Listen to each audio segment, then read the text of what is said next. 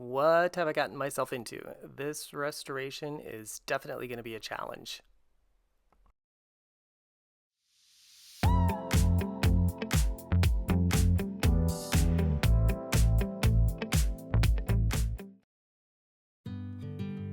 When I saw this desk at the thrift store, I knew I was going to buy it. You just don't come across very unique pieces like this very often.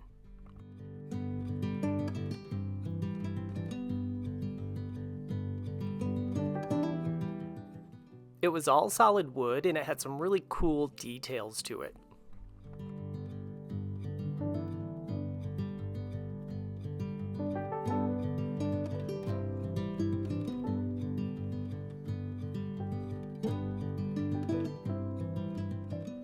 The drawer was in pretty rough shape, so I'm going to take it all apart and sand everything down. It looks like somebody took a piece of gum and tried to hold it together at one point.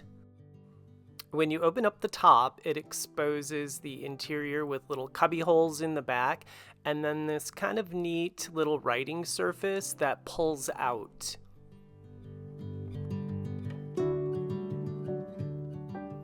A lot of times with older pieces, you'll find things that have fallen behind drawers or have been tucked away. I found this little photograph that was on top of the little cubbies here, and this explains why there was so much dog hair in the dresser itself.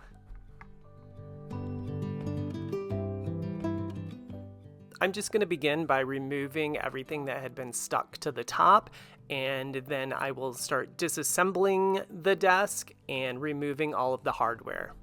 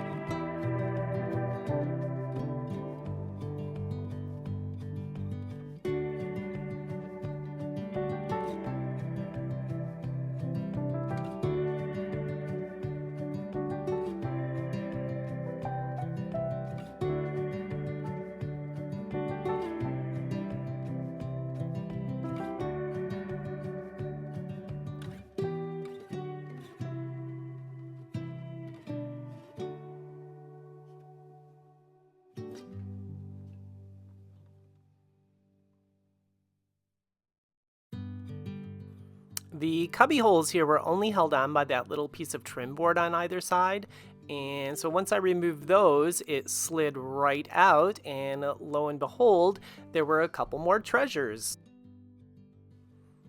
The first was this lottery ticket. It was a scratcher, and unfortunately, it's not worth $1 billion, and then just an old receipt.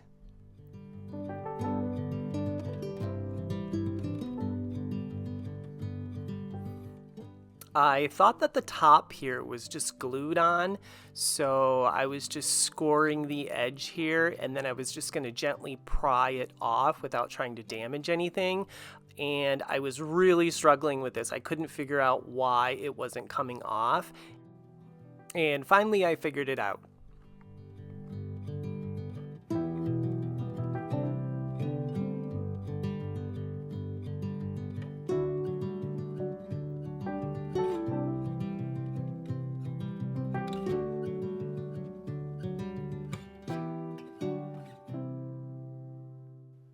So there were screws that were in the bottom portion that stuck out and were recessed into the top portion and glued in. So luckily I got the top off and didn't damage anything, but I've never seen anything like this before.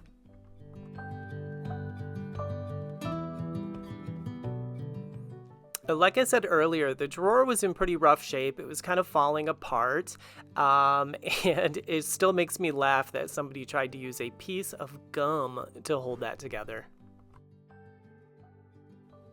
Every piece was numbered. I'm sure in the manufacturing process it made it a lot easier for them to put these pieces together. I also find the handwritten notes very interesting as well, so I leave those. The finish was very thin, so instead of scraping the flat pieces, I just decided to go ahead and sand them, and I'm using my typical system of 80 grit, 120, and then 220.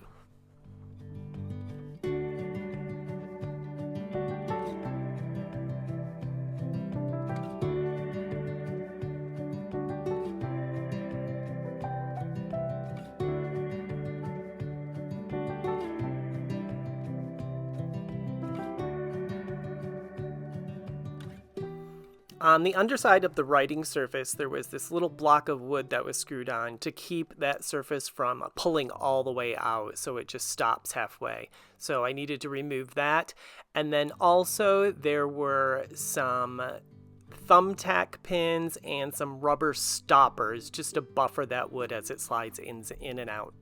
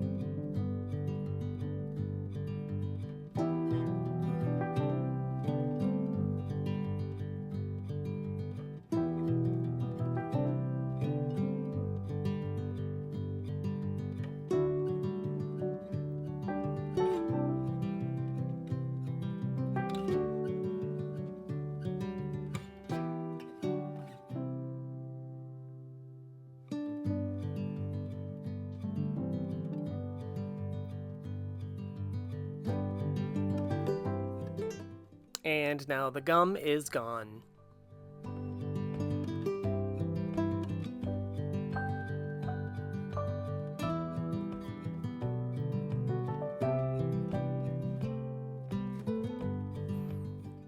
I'm sanding down all of the parts of the drawer, including the inside of the bottom, because it was in pretty bad shape, and it's still not perfect, but it's 100% better than what it was. The details on the front of the drawer, I sanded by hand.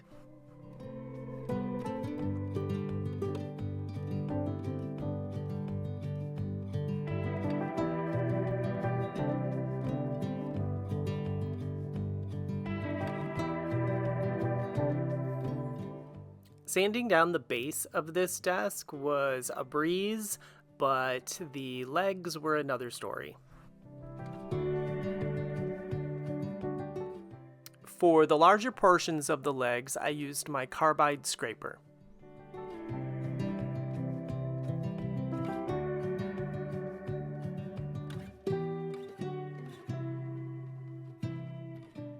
For the smaller curved sections on the legs, I decided to give stripper a shot just to remove some of that finish. I also used it on the details of the front of the desk.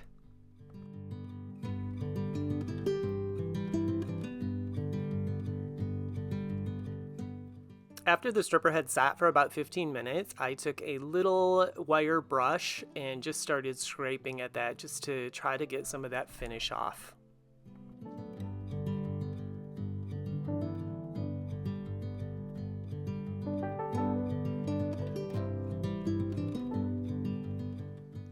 Next, I used some mineral spirits just to neutralize that stripper and took some steel wool to get a lot more of that finish off.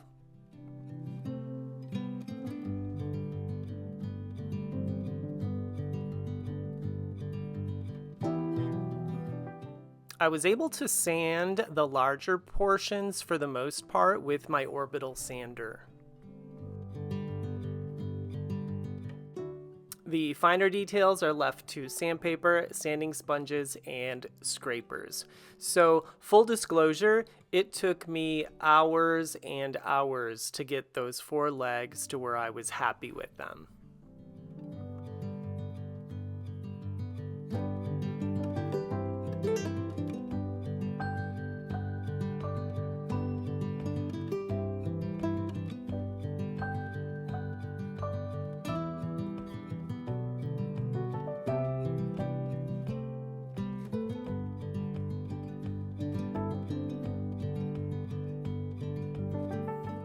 I wanted the legs and the details to be a little bit darker than the base of the desk, and so I am using a Varathane English Chestnut color stain. It's one of my favorites. I use it a lot. It's just kind of a medium brown, and it always just turns out really great.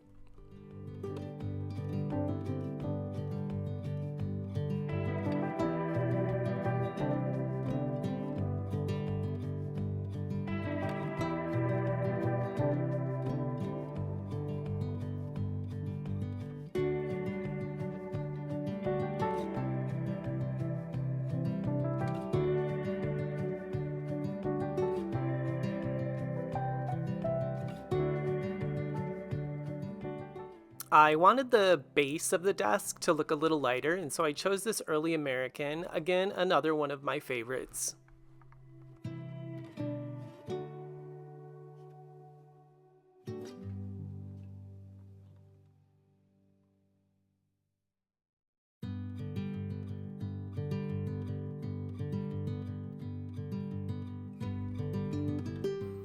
After I had finished sanding, I realized that the two top pieces were a different type of wood than the whole rest of the piece. The two top pieces were mahogany. And don't get me wrong, mahogany is a beautiful wood, but it does have a distinct kind of reddish tone to it that just wasn't gonna work with the color scheme I had in mind, so I had to come up with a plan. So I started by putting a base coat of the English chestnut on it.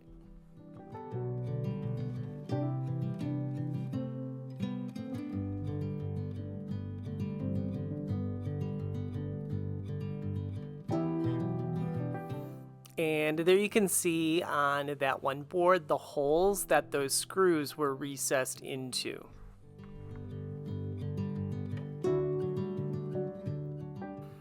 After it had dried, I set the pieces on the desk, and it was still on the red side, which I did not care for.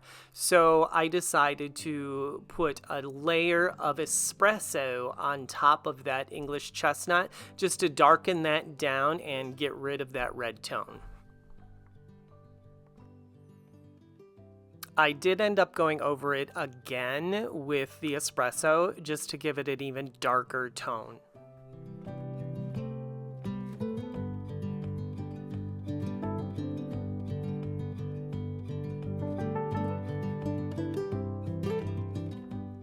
Time to reassemble the drawer.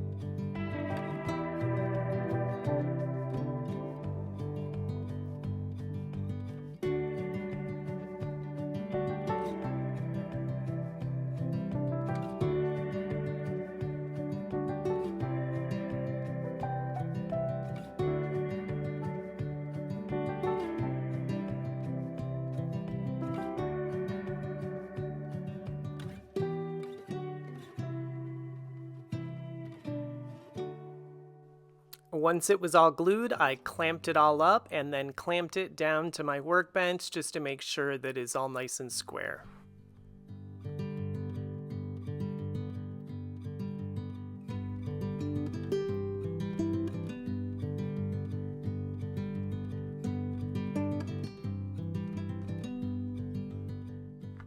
I'm using this Minwax spray-on lacquer for this piece. I think it would be closer to what it was on it originally.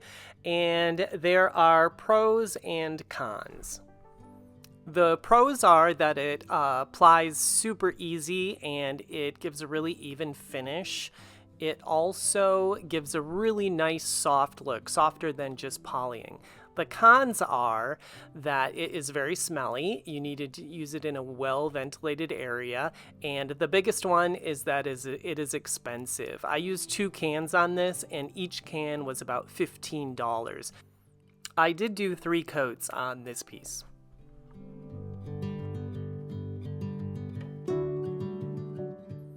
Before I put it back together, I'm just cleaning the hinges here with some Barkeeper's Friend.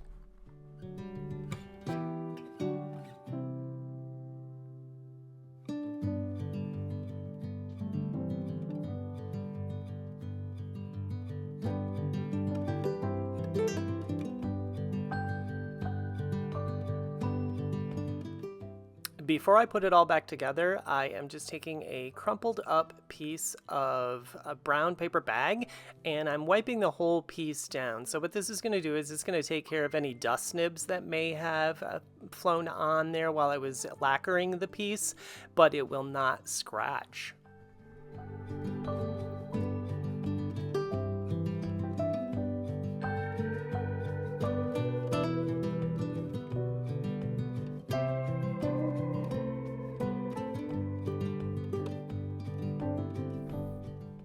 I'm putting the screws back in that hold that top secure.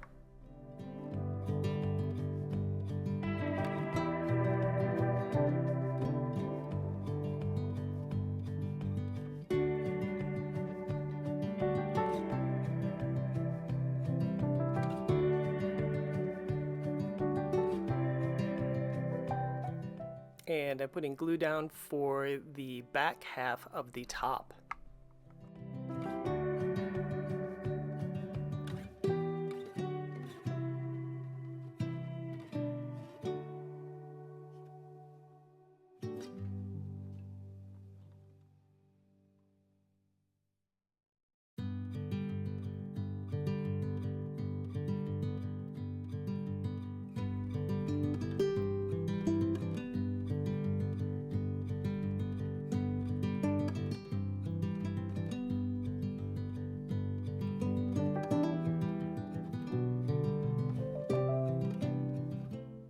The towel is going to protect the wood while I clamp that top down to the base until that glue dries.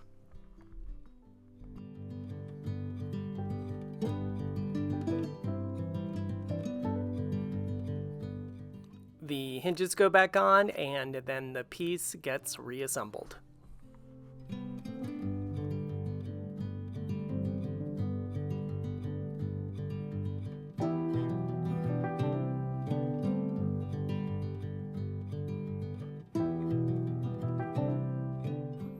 If you're enjoying this video, just make sure you hit the like and subscribe buttons down below.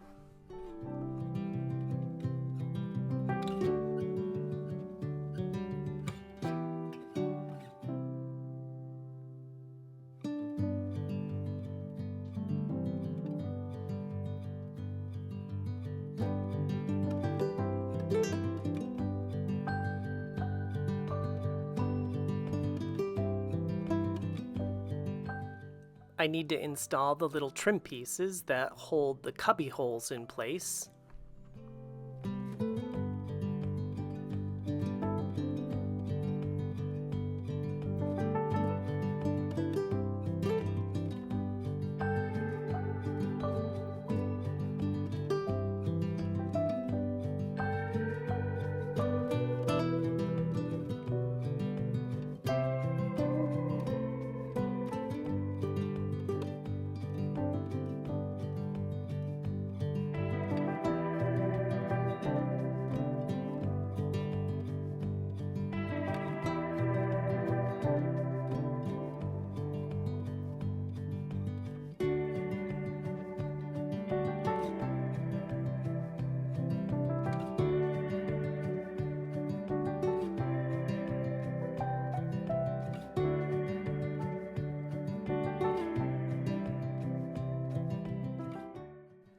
The little block of wood on the back of the writing surface goes back on.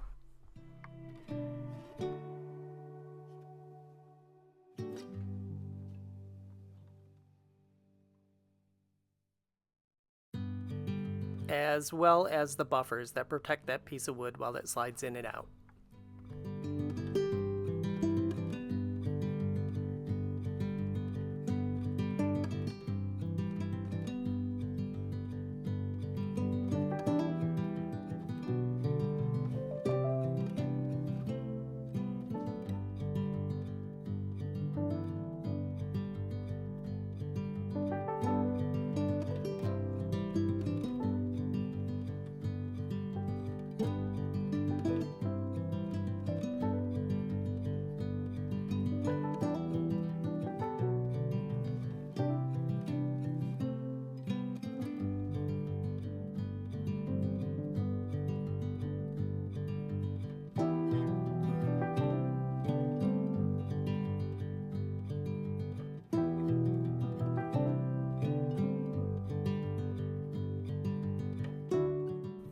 Now it's time to show you the dramatic transformation of this beautiful antique desk.